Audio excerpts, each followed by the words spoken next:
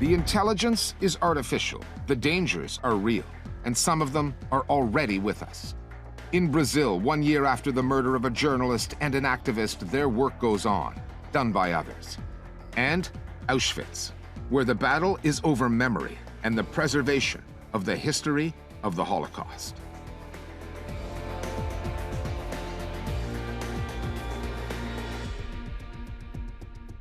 Hello, I'm Richard Gisbert, and you're at The Listening Post, where we provide explanatory journalism about journalism.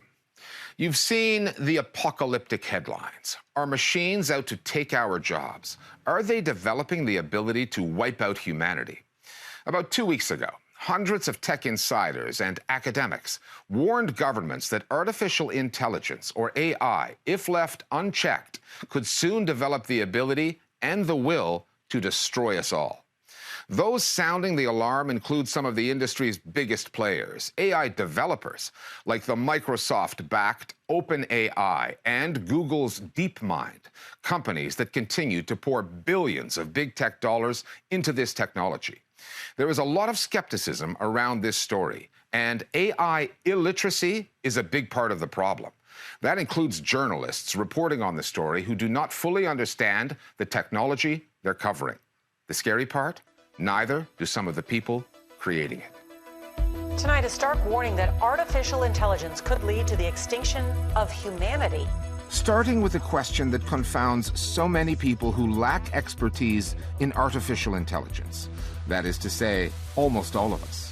How did the discussion about AI go so quickly from the excited to the apocalyptic?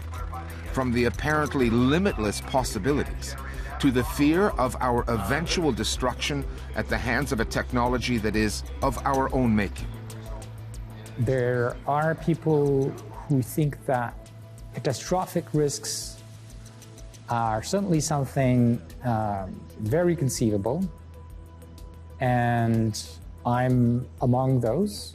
People should be aware of the potential risks associated with AI and robotics. There could be a range of really bad outcomes, starting with destabilizing democracies, but all going all the way to the kind of effects you might expect from large-scale nuclear war.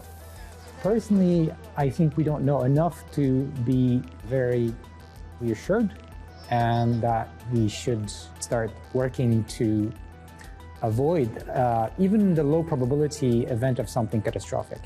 With the systems we have right now, the warnings of human extinction, perhaps in the relative near future, really are quite exaggerated. A lot of pieces to this argument are quite questionable and are highly speculative. If you look at the mechanism by which this artificial general intelligence could actually kill every single person on the planet, most of them are really quite overblown at the moment.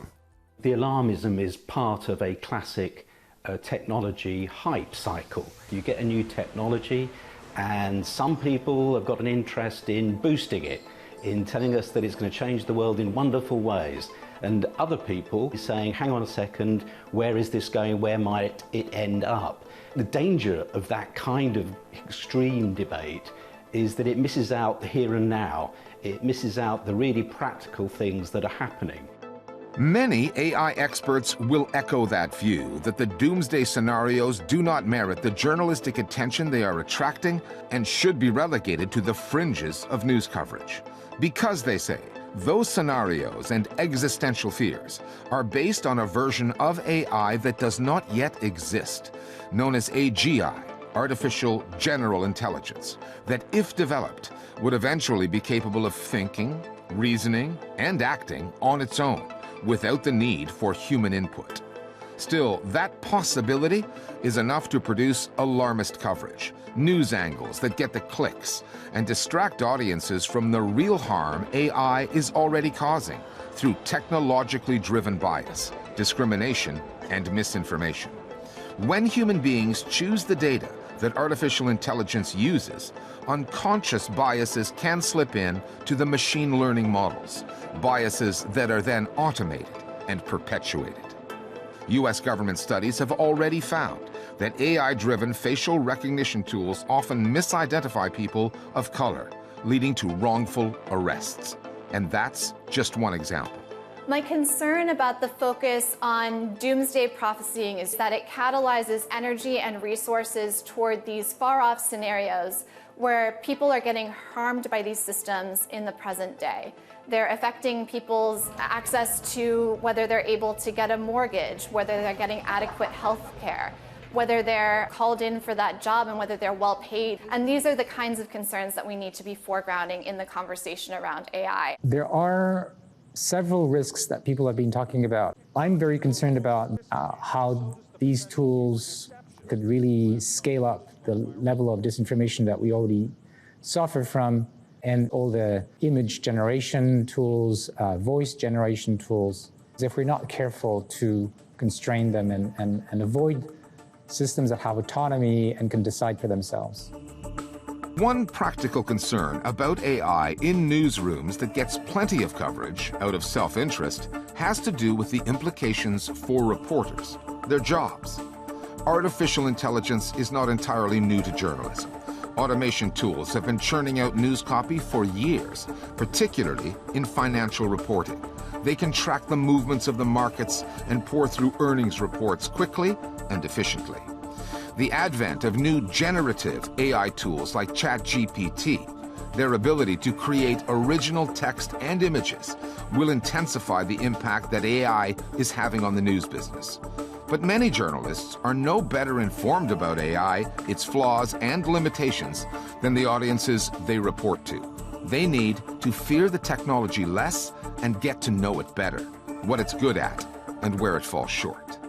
The good media organisations are using it to support their journalists, to make them more effective and more efficient and more connected to their public, freeing them up to do the kind of human journalism that we need so badly. But it will be just as easy to replace journalists, to create easily automated, banal journalism that you can't necessarily trust. And some people are going to do that for profit and to maximize their page views. Other people are going to do it to try and add value. And we know it makes mistakes. These systems are not trained on live data. They're not designed in ways that are responsive to evolving societal conditions. They're also not factual in their underlying capacities. What they do is they can effectively mimic the patterns of human speech. They can't tell you anything about the underlying meaning in the words that appear on the page. This is really key to keep in our minds. Journalists provide a really critical resource to society, and that resource cannot be replaced by a generative AI system.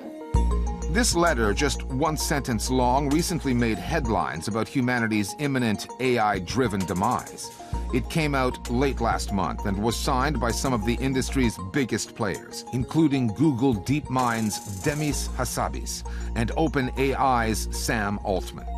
The letter said that regulation should be a global priority to curb the harm their AI products can possibly cause. I invite on stage Sam Altman.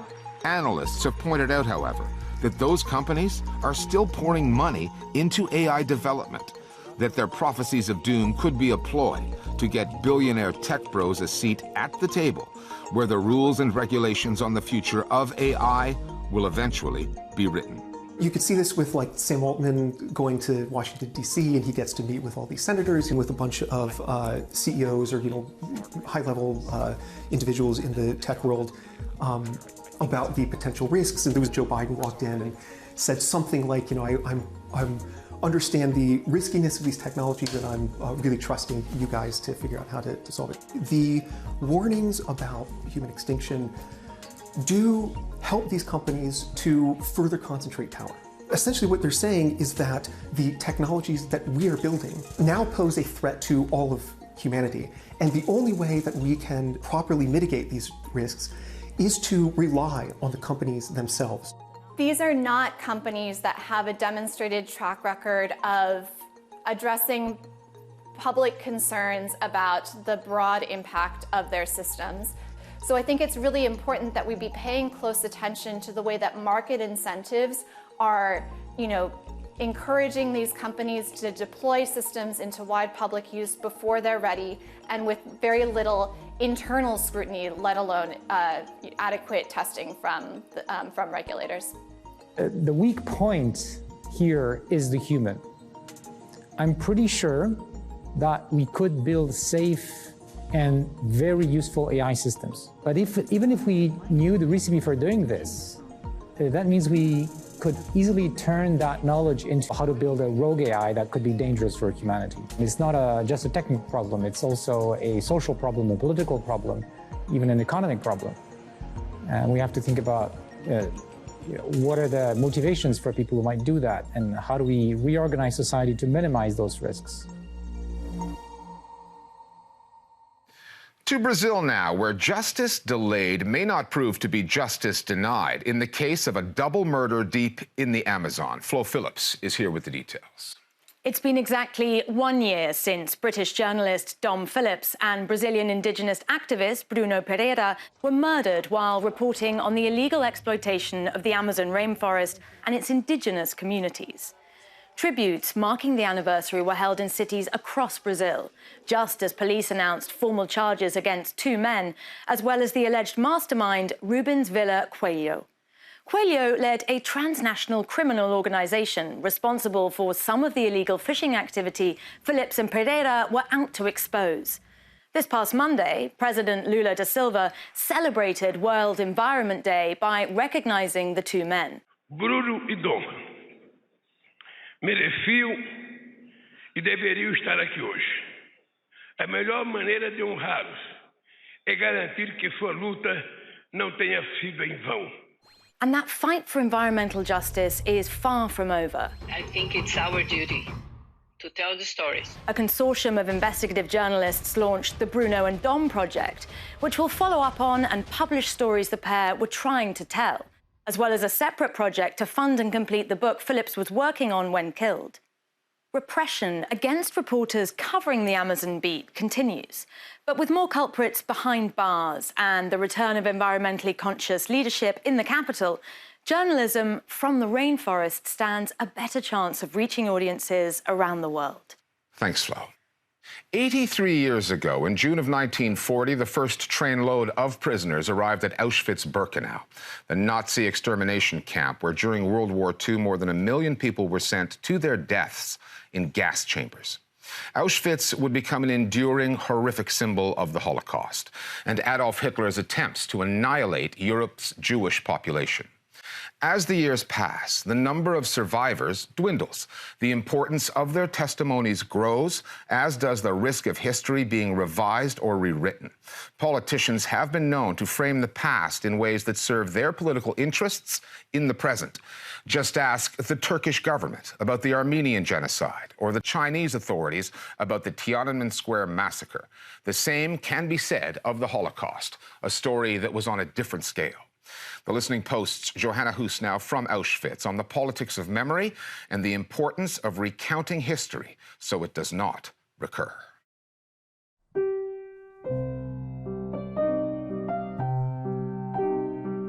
Any individual witness to the Holocaust, I think, is obliged to act as a witness. So one can't wipe it out of history. The murder was on such a large scale, and each one has his or her own valuable story of that. You know, it's not exactly a picnic to me to talk about it, but I never refuse. My personal story has some aspects that really show how a poisonous ideology can turn people from being decent people to being murderers. At no point, at no time did we ever know where we were going until we suddenly arrived at a place that we never heard of, Auschwitz. You can imagine the confusion. When these gates opened, there were these SS men walking around with guns on it. One of these shaven man with striped uniform came into our wagon, and he turned to my mother in Yiddish and said to us, "Which are your children?" And she said, "Well, these are my 2 girls and these are my 2 little boys." So he said, "Let the girls go ahead. Let them go ahead, you will see them later." And I remember looking back, I think my mother had a spotted scarf, looking back, and we saw our mother and we waved and she waved back. That was the last time we would see her alone.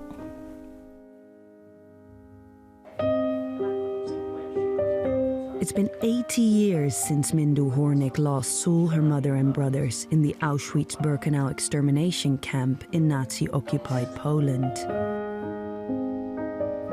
Between 1941 and 1945, more than 1 million people perished in the camp's gas chambers, the vast majority of them Jews. But there are those who have survived the Holocaust, telling their truths well into their 90s. How important are first-hand accounts, testimonies of those who actually witnessed the atrocities that were committed here in Auschwitz to understanding what really happened?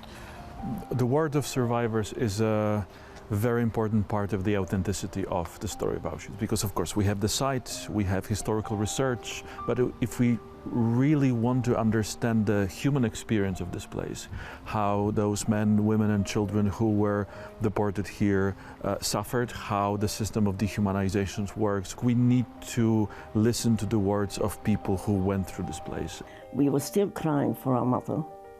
The people that were there said, "Can you see that smoke up there?" Because the smell, by the way, is this terrible smell, and the grey ash was falling around us. And when you sort of caught it, it was greasy. We didn't know what it was. So one of the ladies said, "Don't be silly, you're not going to see your mother. Can you see that smoke? That's where she is." The words from the mouth of people who went through all circles of hell has a much more profound, I would say, impact than anything I or other historians can convey in our words. Of course, with the passage of time, this struggle to preserve the memory of the most horrifying genocide in Europe's and arguably world history becomes more and more important.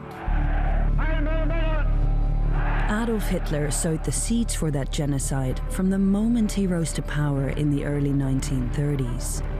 Germany's defeat in World War I resulted in Berlin having to pay large reparations and give up significant territory, leaving Germans angry and humiliated. They were looking for someone to blame, and Hitler offered them a scapegoat, the Jews.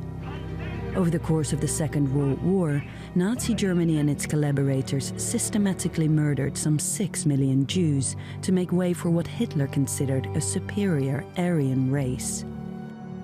8 decades later, the generation of those who did survive the Holocaust is slowly disappearing, and with it are their memories. With every Holocaust survivor that passes away, the number of testimonies of those who made it through the horrors of Nazism grows smaller and smaller. First-hand accounts are fading away, and the risk of history being revised or rewritten grows larger. Distortion or revision or denial has been with us. Of course, there is a risk that the farther we are from historical events, the memory of these events is more fragile. There may be less people who can be the eyewitnesses that are incredibly important when we try to prove that something happened. One example, Hungary, which was deeply complicit in the Holocaust. The trains carrying 430,000 Hungarian Jews to their deaths at Auschwitz in the spring and summer of 1944. These Jews were collected, were put on the trains not by the Germans. They were put on the trains by Hungarian officials, civil, military, police. So in Hungary, what happens now is a very sustained, a very energetic attempt to shift the blame entirely on the Germans. Holocaust revisionism has also come to Poland. Like so many occupied countries, under Hitler's rule, Poland was divided. Some Poles risked their lives to help save Jews, but many others helped the Nazis, some as collaborators, some as perpetrators. It's an ugly truth that was largely suppressed for the first 50 post-war years under communist rule. With the fall of communism in the 1990s, there was a brief respite, allowing historians to write history as it had happened, but it was short-lived. In 2018, the ruling Law and Justice Party, with its nationalist agenda, passed a law written to silence anyone who questions Poles' complicity in Nazi war crimes, including Jan Grabowski. They wanted to protect their own myth of innocence, national innocence. What the current very nationalistic authorities in Poland do is something called a distortion of the Holocaust. Distortion recognizes that, there was a Jewish catastrophe. However, our people, they say, had nothing to do with it. Basically, we, they say, in Polish society, en masse, tried to rescue the Jews. And this, unfortunately, is a deep, profound fallacy. There were some people, even amongst the Polish people, who were anti-Semitic, and they were pleased that the Jews were being murdered. So we had to escape from every point, everywhere around us. There was danger that we were going to be handed over to the Gestapo and exterminated. Auschwitz today is as much about commemorating the victims of the past as it is a warning sign for future generations. That genocides are a product of us, humans, the end result of the hateful ideologies that we, as people, create, believe, and execute. Meaning history can always repeat itself. In the words of Auschwitz survivor Primo Levi, it happened, therefore it can happen again. Look what happened since in Srebrenica, Darfur, Bosnia. They're killing their own people because they just have a different belief. That's terrible. But with us, they built factories of death. Never before in history has there ever been built factories of death. Be very careful about what you believe in and what you trust.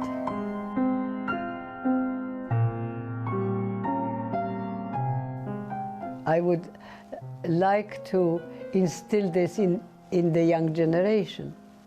Judge very carefully what ideology you subscribe to. There must be at the basis of any ideology something that benefits humanity, not something that destroys it.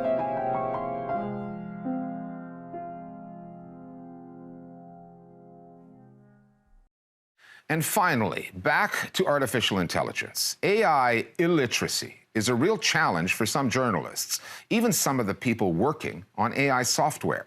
There is specialist knowledge out there. You just have to know where to look.